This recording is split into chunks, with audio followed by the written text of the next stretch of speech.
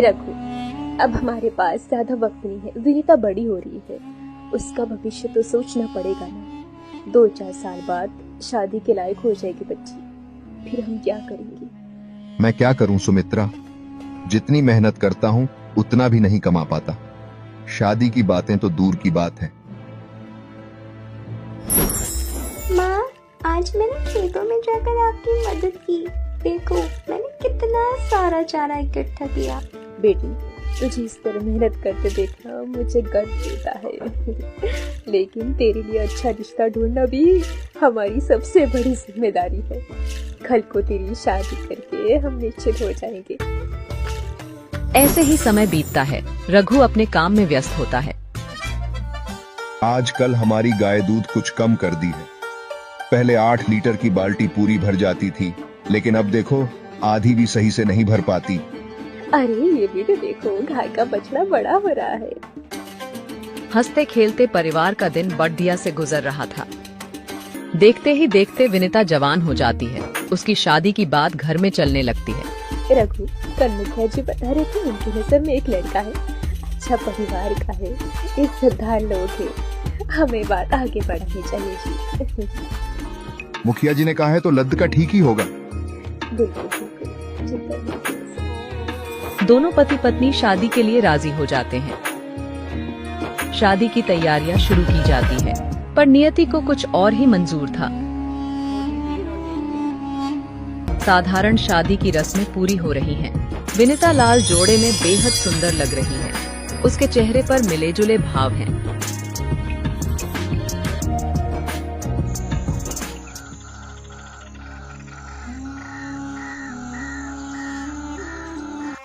ची टपैक डम डम, शादी को जाए जल्द से जल्द। ची टपैक डम डम। यह विवाह संपन्न हुआ। दूल्हा दुल्हन को आशीर्वाद दें।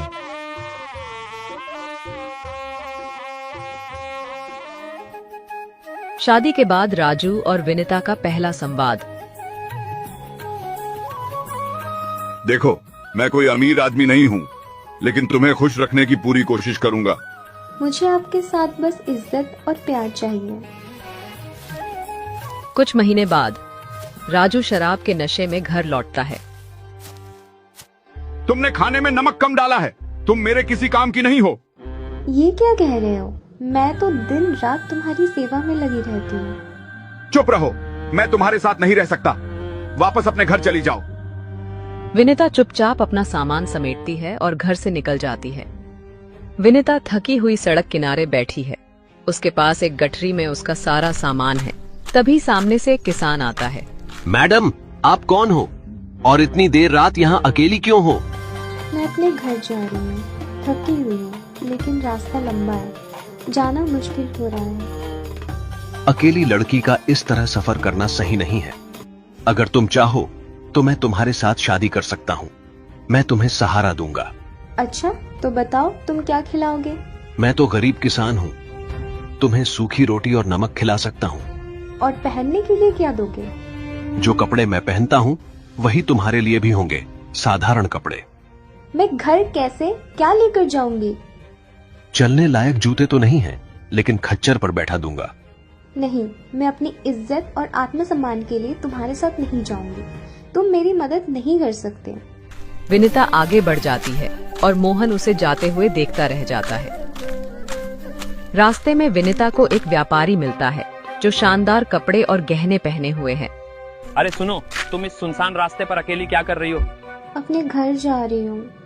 देखो, अगर तुम मेरे साथ शादी कर लो तो तुम्हें इन रास्तों पर नहीं भटकना पड़ेगा। मैं तुम्हें एक आरामदायक जीवन दूंगा। क्या खिलाओगे? रोज मीठे पकवान और सूखे मेवे। तुम्हें कभी भूखा नहीं रहना पड़ेगा। और पहनने के लिए? रेशमी साड़ियाँ, गहने और जूते। और घर कैसे जाऊंगी? एक सुंदर पालकी और नौकर तुम्हारे साथ भेजूंगा। लेकिन तुम मेरी आत्मा को क्या दोगे? प्यार और इज्जत तो तुम्हारे शब्दों में कहीं है ही नहीं। मुझे किसी की दौलत नहीं चाहिए। लखन हैरानी से देखता है और विनीता फिर से आगे बढ़ जाती है। अब विनीता जंगल के पास पहुंचती है। वहां उसे एक बड़ा और बलशाली आदमी मिलता है। लड़की, यहाँ अकेले क्या कर रही हो? ये जंगल सुरक्षित नहीं है। अपने घर जा रही हूँ।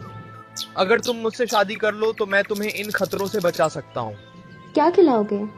जंगल में जो मिलता है, जंगली फल, कंदमूल। और पहनने के लिए? पत्तों और पेड़ों की छाल। और घर कैसे जाऊंगी? चलने के लिए मजबूत डंडा दूंगा। मुझे ऐसे साधनों की जरूरत नहीं, मैं खुद मजबूत हूँ। मैं तुम्हारे साथ नहीं जाऊंगी। विनिता दृढ़ता से आगे बढ़ जाती है। रास्ते के अंत में विनिता को एक घोड़े पर सवार राजकुमार मिलता है। तुम कौन हो और यहाँ अकेली क्यों हो? मैं एक गरीब लड़की हूँ जिसने अपनी इज्जत बचाने के लिए सब कुछ छोड़ दिया है। मैं तुम्हारी इज्जत और सपनों को कभी ठेस नहीं पहुँचाऊंगा। और तुम मुझे क्या दोगे? मैं तुम्हें इज्जत, प्यार और एक ऐसा जीवन दूंगा जहाँ तुम्हें अपनी पहचान बनाने का मौका मिलेगा। विनिता कुछ देर सोचती है और फिर राजकुमार का प्रस्ताव स्वीकार कर लेती है और राजकुमार के साथ उसके घोड़े पर सवार होकर राजमहल की ओर निकल जाती है। रास्ता घने जंगलों और पथरीली पगडंडियों से होकर गुजरता है। विनिता, तुमने मुझ पर भरोसा करके बहुत बड़ी हिम्मत दिखाई है। मुझे भरोसा तो करना पड़ा, लेकिन मुझे अभी भी डर लगता है। तुम सच में वही हो जैसा दिखते हो? समय के साथ तुम्हें सब पता चल जाएगा। रास्ते में अचानक चारों तरफ सन्नाटा छा जाता है। पास के पेड़ों से अजीब सी आवाजें आने लगती हैं। घोड़ा बिदकने लगता है। ये कैसी आवाज है? यह जंगल का नियम है, यहाँ डर को हराना पड़ता है। तभी झाड़ियों से कुछ अजनबी निकलते हैं। वे सभी काले कपड़े पहने हुए हैं और हाथों में तलवारें लिए हुए हैं। अजनबी घोड़े के चारों तरफ घेरा बना लेते हैं। उनमें से एक आगे बढ़ता है। राजकुमार, तुम यहाँ से बचकर नहीं जा सकते। तुम इन्हें जानते हो? हाँ, ये मेरे दुश्मन हैं। और ये लड़की कौन है? क्या तुम इसे भी अपने राजमहल के रहस्यों में ले जा रहे हो? मुझे किसी भी रहस्य से कोई लेना देना नहीं। तुम लोग जो चाहते हो वह मैं नहीं दूंगा। राजकुमार तलवार निकालता है और लड़ाई शुरू होती है। वह बहादुरी से लड़ता है, लेकिन विनिता को देखकर लगता है कि वह कुछ छिपा रहा है। राजकुमार हमलावरों को हराकर विनिता के साथ आगे बढ़ता है। ये लोग कौन थे और तुमने उन्हें क्या नहीं दिया? कुछ सवालों के जवाब अभी देना सही नहीं है। मैं तुम्हारे साथ इसीलिए आई थी क्योंकि तुमने भरोसा दिया था, लेकिन अब लग रहा है कि मैं एक नए जाल में फंस गई हूँ। मैं तुम्हें कभी धोखा नहीं दूंगा, लेकिन कुछ सच्चाइयाँ वक्त के साथ सामने आएंगी। अचानक दोनों को एक बड़ा दरवाजा दिखाई देता है जो एक पहाड़ के बीचों बीच बना है। राजकुमार दरवाजे के पास पहुंचता है और उसमें एक गुप्त ताला खोलता है। दरवाजा धीरे धीरे खुलता है और अंदर एक अंधेरी सुरंग दिखाई देती है। ये कहाँ ले जा रहे हो? क्या यही तुम्हारा राजमहल है? यह रास्ता राजमहल तक जाता है, लेकिन यहाँ से गुजरने के लिए हिम्मत चाहिए। ये सब क्या है? तुम कौन हो? बस इतना जान लो कि मैं तुम्हारा रक्षक हूँ। दोनों सुरंग में प्रवेश करते हैं। अंदर अजीब आकृतियां दीवारों पर उकेरी हुई हैं। सुरंग से रहस्यमय गूंजती हुई आवाजें आ रही हैं। सुरंग में चलते चलते दोनों एक बड़े कक्ष में पहुंचते हैं। वहां सोने और गहनों के ढेर लगे हैं, लेकिन वहां एक विशाल पत्थर की मूर्ति है जिसके हाथों में तलवार है। ये सब क्या है? यह खजाना मेरे परिवार का है। इसे कई पीढ़ियों से संभाल कर रखा गया है, लेकिन इसे पाने के लिए बहुत बड़ा बलिदान करना पड़ता है। अचानक मूर्ति की आंखें चमकने लगती हैं, जमीन हिलने लगती है, मूर्ति जैसे जीवंत हो उठती है। जो इस खजाने को छूने की कोशिश करेगा उसे अपनी जान से हाथ धोना पड़ेगा।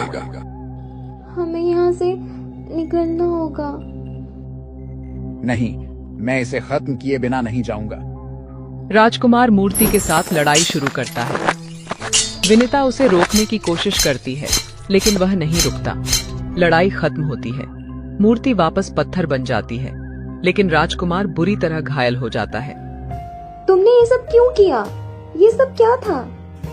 मैं राजकुमार नहीं हूँ, मैं सिर्फ एक योद्धा हूँ जिसे इस खजाने को बचाने की जिम्मेदारी दी गई थी। तो तुमने मुझे झूठ क्यों कहा? क्योंकि मुझे तुम्हारी जरूरत थी। तुमने मुझे भरोसा दिया और मैंने तुम्हें सुरक्षा। राजकुमार बेहोश हो जाता है। विनिता उसे बचाने के लिए मदद खोजने बाहर भागती है। राजकुमार मूर्छित है और विनिता सुरंग से बाहर निकलने का रास्ता खोजने लगती है। उसके दिल में डर और साहस दोनों हैं। सुरंग की दीवारों पर अजीब सी आकृतियां चमकने लगती हैं। वह खुद से बात करती है। ये सब क्या हो रहा है? क्या मैंने सही किया जो इनके साथ आई? अब मुझे इनकी जान बचानी होगी। वह सुरंग के एक दरवाजे को खोलती है। दरवाजे के उस पार एक बूढ़ी औरत चंचला एक अलाव के पास बैठी होती है। कौन हो तुम और यहाँ क्या कर रही हो? मेरे साथी को मदद की जरूरत है। वो अंदर घायल पड़ा है, कृपया मेरी मदद करें। उस सुरंग में जाने वाली की किस्मत अच्छी नहीं होती। तुम कौन हो और क्यों वहाँ गई? मैं विनीता हूँ। मेरे साथ जो भी हो, लेकिन मैं किसी की जान बचाने के लिए आई हूँ। चंचला उसे एक हर्बल पोटली और दवा देती है। याद रखना, उस खजाने पर श्राप है। उसे पाने की कोशिश करने वाला या तो अपनी जान गंवाएगा या अपनी आत्मा। विनिता सुरंग में लौटती है। राजकुमार अब भी मूर्छित पड़ा है। वह उसके घाव पर दवा लगाती है। धीरे धीरे राजकुमार को होश आता है। ये सब क्या है? तुमने मुझसे झूठ क्यों बोला? और ये खजाना इतना महत्वपूर्ण क्यों है? मैं झूठ नहीं बोलना चाहता था, लेकिन अगर तुम सच जानती तो मेरे साथ नहीं आती। सच? कौन सा सच? मैं एक राजकुमार नहीं, बल्कि एक श्रापित योद्धा हूँ। इस खजाने को बचाने के लिए मेरी पीढ़ियों को श्राप दिया गया है। यह खजाना धन का नहीं, बल्कि आत्मा का है। आत्मा का खजाना? इसका मतलब क्या है? इस खजाने की रक्षा करने वाले को अपनी खुशी और प्यार का बलिदान देना पड़ता है। मैं इसे कभी छोड़ नहीं सकता और न ही इसे किसी को लेने दे सकता हूँ। विनिता चौंक जाती है। वह खुद से सवाल करने लगती है कि उसने क्या सही किया और क्यों उसकी जिंदगी इस अजीब परिस्थिति में आ गई। अचानक सुरंग के अंदर हवा तेज हो जाती है। खजाने के पास रखी मूर्ति से चमकीली रोशनी निकलने लगती है। विनिता और राजकुमार दोनों घबराकर खजाने के पास पहुंचते हैं। जो इस खजाने का हकदार नहीं है, वह इसे छूने का दुस्साहस न करे। मैं इस खजाने को नहीं चाहती। मुझे सिर्फ अपने साथी की जान बचानी है। लेकिन तुम यहाँ तक आई हो, तुम्हें अब अपनी आत्मा का इम्तिहान देना होगा। अचानक मूर्ति की आंखें लाल हो जाती हैं और जमीन फिर से हिलने लगती है। विनिता के चारों ओर धुएं की लहरें उठने लगती हैं। वह अपनी हिम्मत को समेटकर खड़ी रहती है। क्या तुम अपनी आत्मा की सच्चाई दिखाने के लिए तैयार हो? हाँ, मैं तैयार हूँ। मूर्ति की आंखों से एक तेज प्रकाश निकलता है जो सीधे विनिता पर पड़ता है। अचानक वह खुद को अपने अतीत में देखती है। वह अपने बचपन, गरीबी और संघर्षों को देखती है। फिर वह अपने वर्तमान को देखती है, जहां वह अपने आत्मसम्मान और अपनी पहचान के लिए लड़ रही है। क्या तुम इस खजाने की शक्ति का त्याग कर सकती हो, अगर यह तुम्हें तुम्हारी सारी समस्याओं का समाधान दे? मुझे किसी खजाने की जरूरत नहीं। मेरी आत्मा की ताकत मेरे संघर्षों में है। प्रकाश गायब हो जाता है। मूर्ति शांत हो जाती है। राजकुमार विनिता को देखता है। उसकी आंखों में गर्व और कृतज्ञता होती है। तुमने मुझे भी सिखाया कि इस श्राप से मुक्ति कैसे पाई जा सकती है। मूर्ति के अंदर से एक जादुई रोशनी निकलती है और सुरंग के सारे अजीब निशान गायब हो जाते हैं। मूर्ति अपने स्थान से हिलती है और पीछे एक गुप्त रास्ता खोलती है। वहाँ एक साधारण सी किताब रखी है। यह किताब? शायद यही सच्चा खजाना है। किताब में कुछ शब्द लिखे होते हैं। जो अपनी आत्मा की सच्चाई को स्वीकार करता है, वही सच्चे खजाने का अधिकारी है। राजकुमार और विनिता किताब लेकर गुप्त रास्ते में आगे बढ़ते हैं। रास्ता खुलते ही एक विशाल कक्ष दिखाई देता है, जहां दीवारों पर अद्भुत नक्काशी और रहस्यमय प्रतीक उकेरे गए हैं।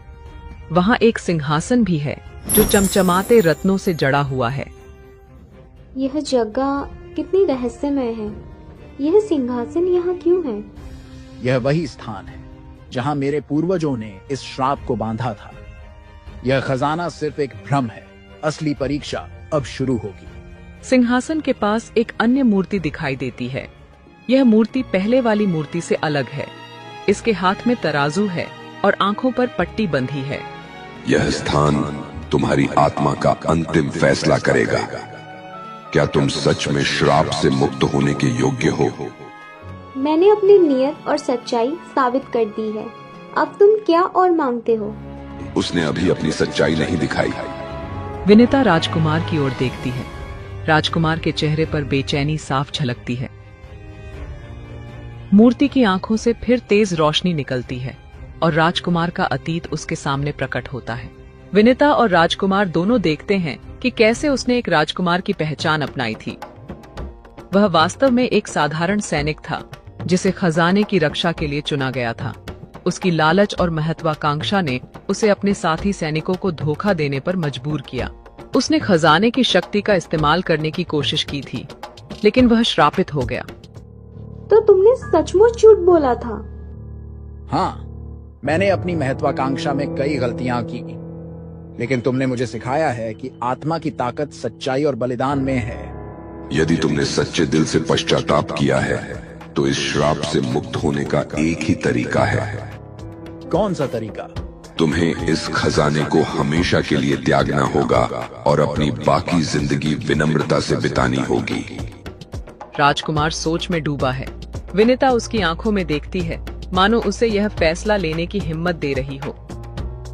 अगर तुम सच में खुद को बदलना चाहते हो तो तुम्हें ये करना होगा, वरना ये श्राप कभी नहीं खत्म होगा। तुम सही कहती हो। राजकुमार खजाने की ओर बढ़ता है। वह सिंहासन को छूकर प्रतिज्ञा करता है कि वह इसे छोड़ देगा। तभी खजाना और सिंहासन धीरे धीरे गायब होने लगते हैं। मूर्ति भी गायब हो जाती है। श्राप अब समाप्त हो गया। तुम्हारी सच्चाई ने तुम्हें मुक्त कर दिया। सुरंग गायब हो जाती है और विनीता और राजकुमार खुद को जंगल के किनारे खड़े पाते हैं। वहाँ सुबह हो चुकी है। दोनों थके हुए हैं, लेकिन उनके चेहरे पर सुकून है। अब क्या? अब मैं अपनी बाकी जिंदगी लोगों की मदद करने में लगाऊंगा। और मैं? तुमने मुझे मेरी जिंदगी का सबसे बड़ा सबक सिखाया है। अगर तुम साथ चलना चाहो तो यह मेरा सौभाग्य होगा। विनीता थोड़ी देर सोचती है, फिर मुस्कुराकर सहमति देती।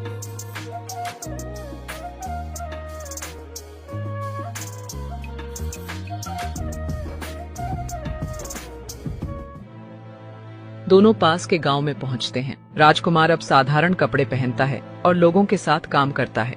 विनीता भी गांव के बच्चों को पढ़ाने और उनकी मदद करने लगती है। गांव वाले धीरे धीरे दोनों की कहानी जान जाते हैं और उन्हें सम्मान की नजर से देखने लगते हैं। विनीता अब अपनी जिंदगी को नई दिशा देने के लिए तैयार है। विनीता और राजकुमार गांव में अपना नया जीवन शुरू करते हैं, लेकिन चीजें उतनी सरल नहीं हैं जितनी दिखती हैं। एक दिन गांव में एक अजनबी साधु आता है। उसके कपड़े फटे हुए हैं और उसकी आंखों में कुछ अजीब चमक है। यहाँ कौन है जिसने खजाने का श्राप तोड़ा है? विनीता और राजकुमार चौंक जाते हैं। राजकुमार साधु के पास जाता है। आप कौन हैं और आपको इस बारे में कैसे पता? मैं इस श्राप का रक्षक था। तुमने यह सोचा कि खजाने का श्राप समाप्त हो गया है, लेकिन यह केवल शुरुआत है। हमने अपनी सच्चाई साबित कर दी है। अब आप क्या चाहते हैं? श्राप का दूसरा चेहरा अभी बाकी है। खजाने को त्यागने से यह खत्म नहीं होता। अब तुम दोनों को उस आत्मा का सामना करना होगा जो खजाने की रक्षा के लिए मारी गई थी। विनीता और राजकुमार के चेहरे पर चिंता की लहर दौड़ जाती है। गांव में अजीब घटनाएं होने लगती हैं। रात में हवा में चीखें सुनाई देती हैं। गांव के लोग डरने लगते हैं।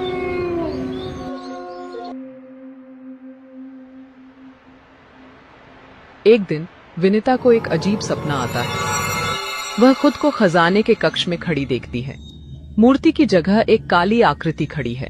वह आकृति उसकी ओर बढ़ती है और कहती है, तुम्हारा इम्तिहान अभी खत्म नहीं हुआ। अगर तुमने मुझे नहीं समझा तो पूरा गांव श्राप का शिकार होगा। विनीता अचानक जाग जाती है। उसके माथे पर पसीना है। ये सपना क्यों बार बार आ रहा है? वह राजकुमार के पास जाती है और उसे अपने सपने के बारे में बताती है। यह आत्मा है। यह हमसे कुछ चाहती है। हमें इसका सामना करना होगा।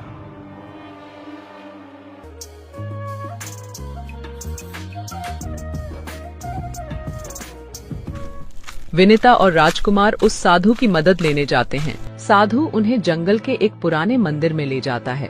वहाँ आत्मा के बुलाने की प्रक्रिया शुरू होती है। जो यहाँ श्राप का कारण बनी आत्मा है, प्रकट हो। अचानक हवा तेज हो जाती है। चारों ओर धुंध फैल जाती है। एक काली आकृति प्रकट होती है। तुमने मेरा खजाना लिया, अब इसका मूल्य चुकाओ। हमने खजाना नहीं लिया, हमने उसे छोड़ दिया है। हम सिर्फ अपनी सच्चाई साबित करना चाहते थे। यह खजाना मेरी जान का बदला है। मेरी हत्या हुई थी और तब से मैं इस खजाने की रक्षा कर रही हूँ। जब तक मुझे न्याय नहीं मिलता, यह श्राप खत्म नहीं होगा। तुम्हारी हत्या किसने की थी? आत्मा जवाब देने से पहले गायब हो जाती है। विनीता और राजकुमार साधु के साथ मिलकर आत्मा के बारे में जानने की कोशिश करते हैं। साधु एक पुरानी किताब दिखाता है जिसमें खजाने की कहानी लिखी होती है। यह खजाना उस राजा की बेटी का था जिसने अपने राज्य को बचाने के लिए इसे मंदिर में छिपाया, लेकिन किसी ने उसे धोखा देकर उसकी हत्या कर दी। तब से उसकी आत्मा यहाँ भटक रही है। हमें उस हथियार को सच में खोजना होगा, लेकिन यह आसान नहीं होगा। आत्मा अपनी सच्चाई छिपाने वालों को आसानी से जाने नहीं देगी। गांव में अजीब घटनाएं और तेज हो जाती हैं। फसल खराब होने लगती है। लोग बीमार पड़ने लगते हैं। गांव वाले विनीता और राजकुमार पर दोष लगाने लगते हैं। यह सब तुम्हारे कारण हो रहा है। तुमने उस श्रापित खजाने को छेड़ा। अब हमें इससे मुक्ति दिलाओ। हम इसे ठीक करने की कोशिश कर रहे हैं। कृपया हमें थोड़ा और समय दो। गांव वाले अनिच्छा से मान जाते हैं। राजकुमार और विनीता आत्मा से बात करने के लिए फिर से जंगल के मंदिर में अगर तुम हमें न्याय की ओर ले जाने चाहते हो तो कृपया हमें सच बताओ। आत्मा प्रकट होती है, लेकिन इस बार वह शांत दिखती है। मेरा न्याय उस आदमी के खिलाफ है जिसने मुझे मारा। वह अब भी जिंदा है। वह जिंदा है? हाँ, वह तुम्हारे गांव में छिपा है। अगर तुम उसे ढूंढ पाओ तो मैं इस श्राप को हमेशा के लिए खत्म कर दूंगी। गांव में घटनाएं और भी गंभीर हो जाती हैं। फसलें पूरी तरह से बर्बाद हो चुकी हैं और कई लोग बीमार हो गए हैं। गांव वालों की आंखों में डर और गुस्सा है। वे अब राजकुमार और विनीता पर पूरी तरह से निर्भर हैं, लेकिन अब उनका धैर्य भी खत्म हो रहा है। अगर तुमने कुछ नहीं किया तो हम सब एक साथ इस गांव को छोड़ देंगे। हम अपने बच्चों को कैसे बचाएं? तुम्हें इस श्राप को समाप्त करना होगा। विनीता और राजकुमार दोनों चुपचाप सुन रहे हैं। उनकी आंखों में चिंता और जिम्मेदारी का बोझ साफ दिखाई देता है। हम हार नहीं मानेंगे।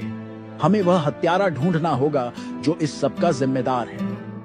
हाँ, अगर वो शख्स हमारे बीच है तो हमें उसे पहचानना होगा। दोनों फैसला करते हैं कि वे गांव में मौजूद सभी लोगों से पूछताछ करेंगे, लेकिन इसका कोई रास्ता साफ नहीं दिखाई देता।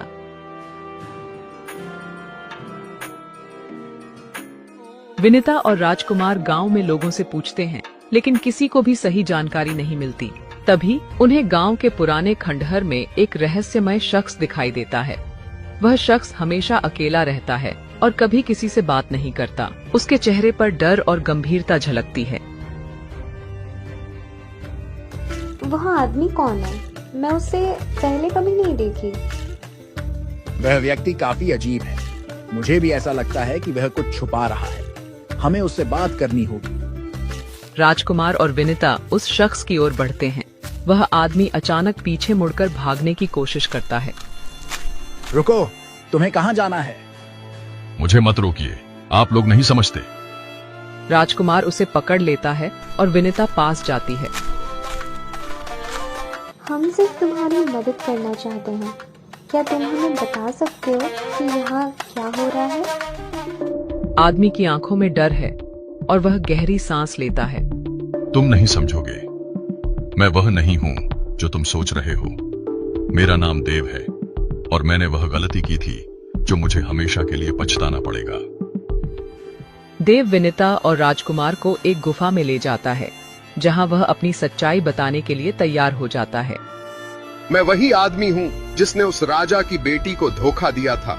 मेरा दिल ममता से भरा था, लेकिन लालच ने मुझे अंधा कर दिया। मैंने उस खजाने की लोभ में उसकी हत्या कर दी थी, लेकिन मुझे यह नहीं पता था कि उसकी आत्मा उस खजाने के साथ जुड़ी हुई थी। तो तुम वो हो जिसने उसकी जान ली? हाँ, लेकिन मुझे यह समझने में सालों लग गए कि वह आत्मा हमारे साथ नहीं बल्कि हमसे बदला लेने आई है। वह हमेशा इस खजाने के पास रहती है और हर किसी को अपनी ओर खींचती है। तो क्या तुमने हमें धोखा दिया था? क्या तुम जानते थे कि खजाने के साथ जुड़ा हुआ यह श्राप होगा? मैं जानता था, लेकिन मुझे लगता था कि मैं इससे बच सकता हूं। अब मुझे एहसास हुआ कि यह सिर्फ मेरे नहीं बल्कि पूरे गांव के लिए एक सजा है। देव की बातें सुनकर विनीता और राजकुमार को और भी ज्यादा समझ आता है कि इस श्राप को खत्म करने का एक ही तरीका है। देव को अपनी गलती का सामना करना होगा और आत्मा को शांति देनी होगी। हमें इस आत्मा को शांति दिलाने के लिए देव से उसकी माफी मांगनी चाहिए। अगर देव अपनी गलती स्वीकार करता है तो शायद आत्मा को शांति मिल सके। तीनों लोग फिर से मंदिर के पास जाते हैं, जहां आत्मा का सामना करने के लिए तैयार होते हैं। देव खुद को आत्मा के सामने प्रस्तुत करता है। मेरी गलती के लिए मुझे सजा दो, लेकिन कृपया इस गांव को बचा लो। आत्मा धीरे धीरे प्रकट होती है। तुमने मेरी हत्या की, लेकिन तुमने कभी मेरे परिवार को नहीं समझा। तुम्हारी कृतियां तुम्हारी ही सजा हैं। फिर आत्मा की आवाज नरम होती है और वह देव से माफी की मांग करती है। मैं तुमसे माफी मांगती हूँ देव, लेकिन तुम्हें सच्चे दिल से इस श्राप का बोझ उठाना होगा। देव सिर झुका लेता है और आत्मा उसकी माफी स्वीकार करती है। तुरंत ही वातावरण हल्का हो जाता है, खजाना गायब हो जाता है और श्राप समाप्त हो जाता है। गांव में शांति लौट आती है, फसलें फिर से उगने लगती हैं और लोग स्वस्थ हो जाते हैं। देव अपनी सजा भुगतते हुए गांव में साधारण जीवन जीने लगता है। विनीता और राजकुमार अब गांव के नायक बन चुके हैं। अब इस गांव को शांति मिल गई है। हाँ, अब हम अपने कर्मों के द्वारा दुनिया बदल सकते हैं। विनीता और राजकुमार गांव के लोगों के बीच खुशियां बांटते हैं। वे जानते हैं कि अगर सच्चाई और बलिदान के रास्ते पर चला जाए तो कोई भी श्राप कभी भी उन्हें नष्ट नहीं कर सकता। गांव में अब शांति लौट आई है। जो अब तक खेद और पश्चाताप से भरा हुआ था, साधारण जीवन जीने की कोशिश करता है। विनीता और राजकुमार की जिंदगी भी सामान्य हो जाती है, लेकिन कुछ अजीब घटनाएं घटने लगती हैं। कुछ ठीक नहीं लग रहा। क्या तुमने महसूस किया राजकुमार? हाँ, मुझे भी। गांव में सब कुछ शांत लग रहा है, लेकिन कुछ कमी सी महसूस हो रही है, जैसे कोई गायब सा हो गया हो। अचानक एक रात विनीता को वही सपना फिर से आता है, जिसमें वह खजाने के कक्ष में खड़ी है और काली आकृति उसे घेरती है। तुमने मेरी शक्ति को चुनौती दी है। अब मैं तुमसे अपने अंतिम बल का बदला लूंगी।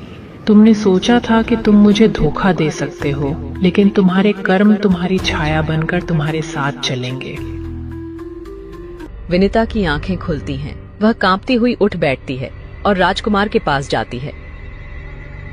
राजकुमार, मुझे अब यकीन हो गया है कि ये सब सिर्फ हमारे साथ नहीं बल्कि सबके साथ हो सकता है। वह आत्मा जो खजाने के साथ जुड़ी थी, उसने हमें छोड़ नहीं दिया। इसका मतलब यह नहीं कि हम अपनी यात्रा खत्म कर चुके हैं। हमें और गहरे जाकर इस रहस्य का सामना करना होगा। विनीता और राजकुमार रात के अंधेरे में गांव के पुराने मंदिर में जाते हैं, जहां वे कभी आत्मा से मिले थे। उन्होंने महसूस किया कि यह स्थान अब भी रहस्य से घिरा हुआ है। वे कक्ष के अंदर प्रवेश करते हैं और वहां उन्हें एक और तंत्र मंत्र की किताब मिलती है। ये किताब क्या कह रही है? शायद इसमें कोई संकेत हो सकता है। यह तंत्र मंत्र, यह तो वही है जो उस आत्मा ने हमें चेतावनी दी थी। वह कह रही थी कि अगर खजाना फिर से सामने आता है तो हम सबको अपने जीवन का सबसे बड़ा कीमत चुकानी होगी। अचानक मंदिर की दीवारों से अजीब सी आवाजें आने लगती हैं। क्या इसका मतलब यह है कि खजाना फिर से वापस आने वाला है? तंत्र मंत्र की किताब जलने लगती है। राजकुमार चुपचाप किताब को बंद कर देता है। वह जानता है कि अब उनकी यात्रा का सबसे कठिन हिस्सा शुरू होने वाला है। विनीता और राजकुमार मंदिर के अंदर और गहरे प्रवेश करते हैं। वहाँ उन्हें वही कक्ष मिलता है जहाँ खजाना कभी रखा था, लेकिन अब वहाँ कोई खजाना नहीं है, केवल एक तंत्र मंत्र की गहरी छाया फैली हुई है। ये क्या है? खजाना कहाँ है? वह खजाना केवल एक प्रतीक था। आत्मा ने उसे इस दुनिया में अपनी शक्ति के रूप में रखा था। अब वह शक्ति हमारी चेतना से जुड़ी है। यह नहीं सिर्फ खजाना था, बल्कि हमारी आत्मा और भाग्य से जुड़ी एक गहरी दुविधा थी। विनीता और राजकुमार को अचानक समझ में आता है कि खजाना केवल भौतिक संपत्ति नहीं था। असल में यह एक ऐसी शक्ति थी जो पूरे गांव के भाग्य को प्रभावित करती थी। विनीता और राजकुमार को अब एक खतरनाक रहस्य का सामना करना पड़ता है। उन्हें यह समझ में आता है कि आत्मा ने जो श्राप दिया था वह केवल तभी खत्म हो सकता है जब वे उस शक्ति को पूरी तरह से नष्ट कर दें जो खजाने के साथ जुड़ी थी। हमें इसे खत्म करना होगा, नहीं तो यह शक्ति हमारी दुनिया में तबाही मचा सकती है। लेकिन इसका अंत क्या होगा? क्या हम इसे खत्म करने के बाद अपने जीवन को फिर से सामान्य बना पाएंगे? वे दोनों तंत्र मंत्र की गहरी छाया से होकर निकलने का प्रयास करते हैं। अचानक आत्मा प्रकट होती है। वह अब और भी डरावनी और प्रचंड दिखाई देती है। तुमने मेरी शक्ति को चुनौती दी है, अब मैं तुमसे अपने अंतिम बल का बदला लूंगी। आत्मा ने पूरी तरह से विनीता और राजकुमार को घेर लिया है और दोनों को बहुत मुश्किल हो रही है।